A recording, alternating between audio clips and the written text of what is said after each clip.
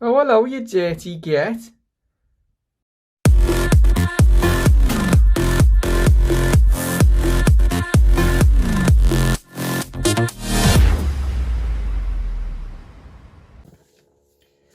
Hello everyone, welcome back to the channel, and we're sat in the car because I'm going to give you the full list of mods that's on the car, because I didn't give them all out on the last video, mainly because I couldn't remember them all, and I thought it would be good if we give you a good background on how we got the car, what state the car was in when we got it, because I can show you all that, and the reasons for the state in the first place.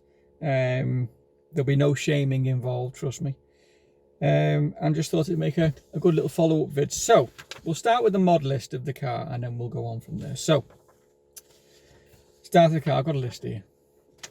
So basically we've got the high pressure fuel pump, which is installed, which is always a good one.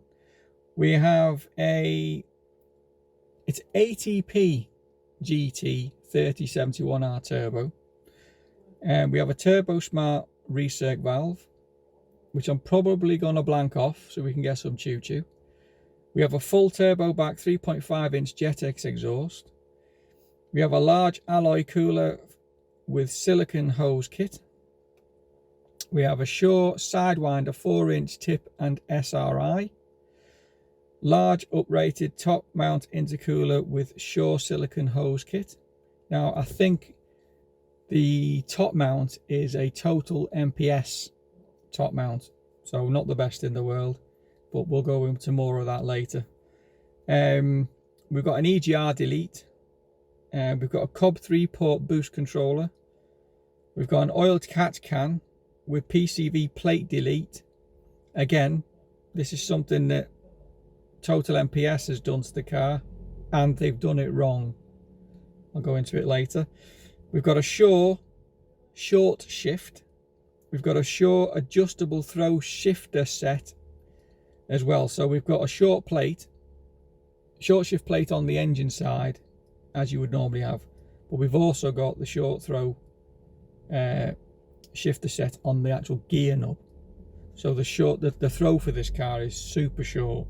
It takes a bit of getting used to, because you think I'm not even in gear here when you actually are, but it makes it dead notchy. Dead good though. We've got Shaw shifter mounts, so we've gone from the floppy marshmallow mounts to the solid ones. We've got a Cosworth thermostat. We've got a Corksport large carbon hood scoop, which you've seen. We've got a Shaw rear engine mount. We've got Yellow Speed Ultra Grand 6-pot brake kit of 356mm. We've got front and rear anti-roll bars. We've got Tyne adjustable Super Street advanced coilovers, carbon eyelids, and 25mm wheel spacers. I thought they were 20mm, but obviously a bit bigger. And that's basically the actual Cobb list. That's the list we've got for the car. And what's not listed on here is the fact that there's a downpipe. So yeah, that's the actual mod kit so far. She's pumping out about 320 bhp, which we had tuned by Justin Heath. Now, we'll start with the faults of the car so far, because it does have some. Obviously, 320 doesn't sound like a lot for the turbo that we've got on the car, which is correct, and that's because we've got massive boost creep, and we don't know at this time, or when we were tuning the car originally for the original owner, whether it was a wastegate issue, not opening properly or enough, or what was going on. Maybe it's a boost solenoid controller issue. We're not too sure. Anyway, what he ended up doing was he was adjusting the boost through throttle instead, but obviously it all has limitations, hence why there's only 320 brake. The turbo's well good enough for well over 400 brake, so it doesn't spool up till about 4,000 rpm. But then it's like, you know, you go from and then it turns into like, you know, a Civic rev box with a sink on it. So that's it for the actual power in terms of what we need to do. So we need to investigate that. So obviously I'll take you along when we record the videos for that. I don't want to get too off topic. and we'll sort that out, and then we'll do some power runs. What I'm probably going to do is when the whole curfew's been lifted from the virus, we'll take it to TDI North to have a dyno checked to see what she's running at the moment. We ran 320, oh god, 2 years ago, 2 and a bit years ago, something like that. So, and plus I'm going to dyno it on a different dyno, so we'll see what figures we end up with, because I'm going to end up using the dyno that we go to for the rest of the mods for this car. So it'll be TDI North that I go to from now on, so I might as well get the base figure from them and see where we go. Anyway, next, right, so I bought the car off a guy called Steve, who's a friend of mine. He was in the Mazda club. Did all the tuning for him, did some bits and bobs on the car for him. I never charged him at all because he was a mate, do you know what I mean? And last year he had a spot of bother, and he had a bit of a shit year last year, and consequently he stored the car at his mum's, and it never went anywhere for like a year. He literally just went to start it up and maybe take it around the block to get rust off the brakes, but it never went anywhere. It was just stationary outside his mum's. And just in passing, about 5 or 6 months ago, I rang him up and said, listen, would you ever fancy selling the car to me? And he hadn't really thought about it that much, but said, yeah, he would sell it to me if I wanted it. So we agreed on a figure, and I said, you know, as soon as I can get the money together, I'll get back to you. And then literally, I think this was before Christmas, and then Christmas came and went, and I was struggling for money myself, as always. But I was trying to find another job because the grooming business was failing badly, so it wasn't really bringing in enough money for me to save. So it was time to, you know, look for another job, which is what I wanted to do. So that's what that was my mission. Anyway, time clocked on, then the corona hit, and it was like one thing after another, and I thought, I'm never going to be able to get this car. It was the only Mark II I ever liked. When I first saw it, I thought, my god, that's a nice car, and it's a really nice Mark II. I was never really into the Mark IIs. I don't like certain things on them, which I'll go into in a minute. But his car, the colour, the way it was tastefully done, just blew me away. So I thought, you know, if there's any chance in the world I can end up with this car, it'd be a good thing. So anyway, we sorted it out. Eventually, we got the money together, obviously, because now I've bought the car, and I got in touch with him and said, listen, I just wanted to get it over and done with as soon as possible because he'd been waiting far too long. He gave me first dibs on it. He had offers from other people, and he declined them because he's a solid guy, man of his word. I didn't want to let him down also because I did want the car. So I rang him up as soon as the funds were available. I said, Steve, I want the car, can I come and get it? And he was like, yep, it's all good, but it needs cleaning. The battery's flat as hell. The battery's in, the fobs are dead. I'll need to sort them out first. And I was like, no, just leave the car. Obviously, it'll make a great before and after video of me cleaning the car. And, you know, don't worry about the battery. I'll sort all that stuff out. Do you know what I mean? You've been a legend when it comes to holding the car for me, and the price that we got, you know, that we negotiated for the car and stuff. And he was like, okay, well, I'll warn you now, it is a bit of a mess. And I was like, yeah, don't worry about it, it'll be fine. Anyway, we got there. I couldn't actually pick the car up. I couldn't go to him because obviously with the COVID stuff, there was no one available to give us a lift up the road. So that was quite funny. So he ended up coming and getting me. So he took me to it. Obviously mentioned it on the way that, you know, he thought this day would never happen, and he really wasn't the only one. I was gagging to get this car, and keeping my shit together for that amount of time, and trying to keep the car a secret because I didn't want anyone to know when I was going to purchase it because I wanted it to be a surprise for the channel, was all hard work. But we got there in the end, and now she's revealed, which is great, which means I can start doing some mods on the drive, because I've not even been able to do them because I wanted to get you know, the reveal shots out the way. I didn't want anything changed on the car before I started, you know, doing the mod stuff. Anyway, we pull up to his house, his mum's house, sorry, and the car's there. I get out and, oh my God, it was a mess. I'm going to put the video up now of a walk around of the mess it was in. And obviously Steve was like, oh God, it's so embarrassing. But he didn't do it on purpose. He didn't neglect the car in that way. I asked him to not clean it, so it would be better for the videos for us, so we could see what it was like and then what we've turned it into. Now obviously it was, as you can see from the vid that's playing now, it was mouldy as hell. There was moss growing on the front, there was green everywhere like it'd just been dipped in a pond, and the inside was no better. There was fungus and mold all on the back seats, the back of the front seats, all over the dash, just because it had been stood for a year. Maybe it actually might have been more than a year, a little bit more. So it looked in a bad way. There was no getting away from it. And I just want to state that Steve didn't do it on purpose.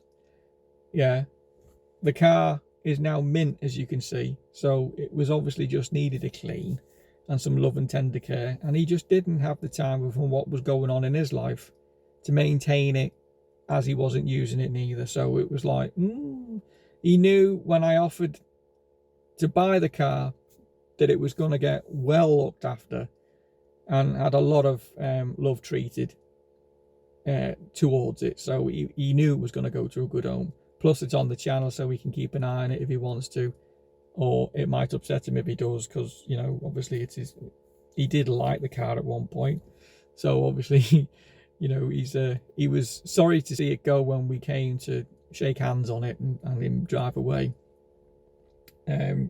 exactly the way I was when I got rid of my black one. It's hard work, and then obviously watching someone change things on it and stuff like that, it's slightly wrenching, but you know, that's what you do, isn't it?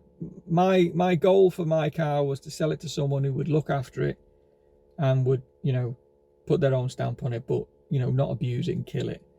And Steve was exactly the same about this one.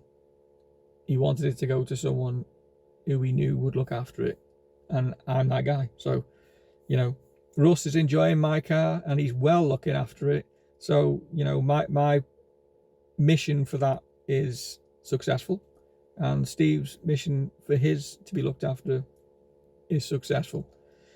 So what's next then? That's the story of me buying it. Steve is an absolute legend for keeping hold of it for me, so I want to give him a massive thank you. And now on to the bad points of the car. Okay, on a whole, car's mint. It's done 38k mileage. It's been well looked after in terms of maintenance. But the couple of things I've noticed are things that were done by Total MPS when the car was originally modded by the previous owner of Steve. So Steve bought it off a guy who had done all the mods already, and then I did a few things to the car for Steve. But Total MPS did the majority of all of the upgrades, as far as I can see from the paperwork. One of which was to install a catch can. Now, Total MPS have never had a good reputation. If you're in the MPS forums or groups or anything, and the word Total MPS comes up, it's like you've said a really bad word, basically. And if you've had anything done by them, normally you got chastised, but they've been out of business for a while now, so no one's really bothering to discuss Total MPS that much. Anyway, they've installed quite a lot of the stuff on it, and most of it works, to be fair. But the routing of the oil catch can was the dumbest thing I've ever seen. And I remember when Steve used to bring it round, and he'd be like, "There's no oil getting caught in the catch can." And we never really suspected anything, merely because the car had not done many miles. So odds are it wasn't really going to catch much to begin with. We always tried to empty it, nothing came out. Of course, when I received the car, I went to look at I don't know why I didn't see it beforehand, mainly because I wasn't concerned about that. I was working on something else, but I wanted to give the car a good going over. And I looked at the catch can, and I noticed there was only one hose coming off it. Now, this is a sealed catch can, right? Coming off the crankcase, which is right, it needs to be sealed. But there was only one hose going to it. And I was like, why is there only one hose? So I'm looking, and I trace the one hose, and it goes back to the crankcase.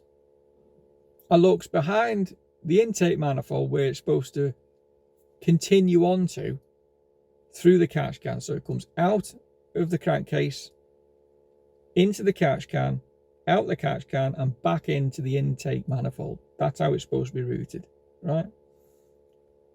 I looks at the back of the intake manifold, and it's blocked off. So the hose is going from the crankcase to a sealed unit. So it's not even breathing.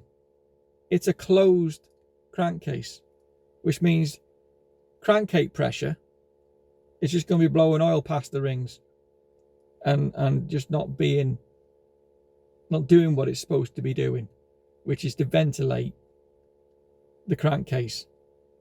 And then the catch can picks up any oil spillages and sends back clean air into the intake manifold. So I'm like, okay, well, that's pretty dodge. And I don't know how many miles it's done with that setup. But interestingly, the car don't smoke. So, you know, probably not done much harm, fingers crossed. But I'm going to be rectifying that as one of the sooner vids. I did spot the PCV valve in some of the stuff that came with the car. So I've got some stock bits that I'll be looking to get rid of if anyone's interested in buying any.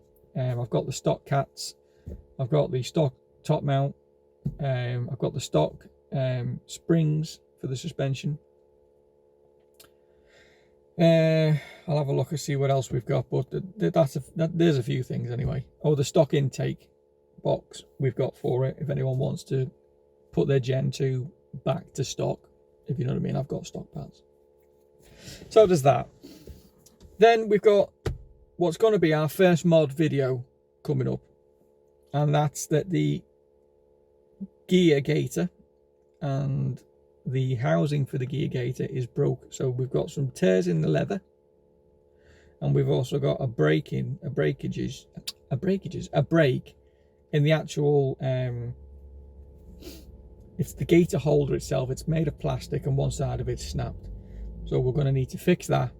I've got a new gator coming, and I've got a new gear knob, so that's going to be the first thing we do, which will be coming as soon as it arrives. It's not arrived yet, so we've got to wait. Obviously, with the virus, everything's taking its time to get here post-wise, so we shall do what we can do. Oh, I'll tell you what's not on the on the list. It said it comes with a cob access port V3, obviously for the tune. So that's the other thing that it's not on the list. That's on the car. There'll probably be more stuff. Right, things I don't like about the Gen 2, or as they're you know, humbly called, the Gen Poo. The interior on these cars, as far as I'm concerned, are gash. I don't know what went wrong.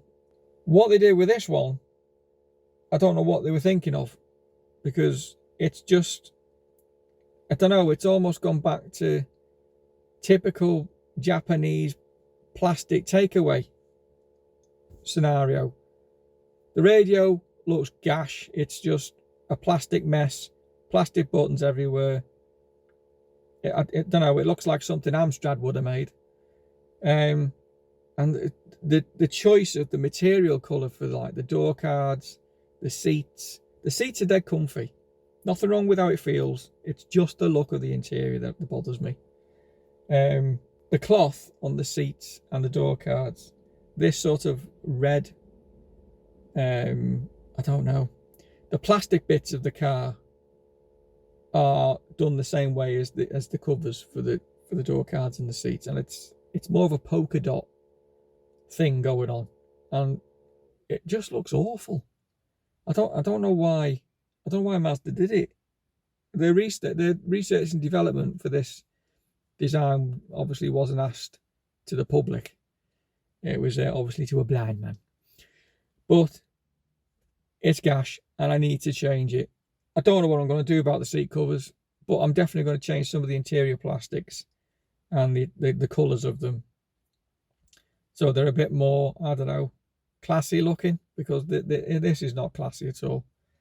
I'm also going to change the head unit, because that just pisses me off looking at that all the time. I want to get an Eon unit, and so I'm waving at my neighbours like he can see me, but the car's tinted, so he probably can't. Oh dear.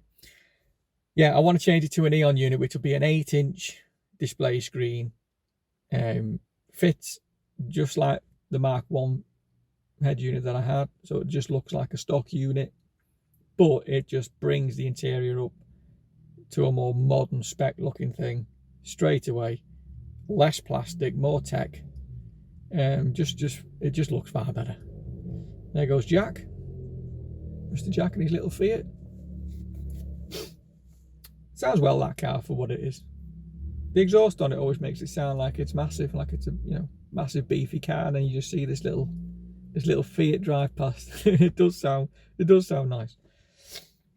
So yeah, and obviously the radio in this thing is also gash. I'm going to use gash a lot because I can't think of a stronger word really.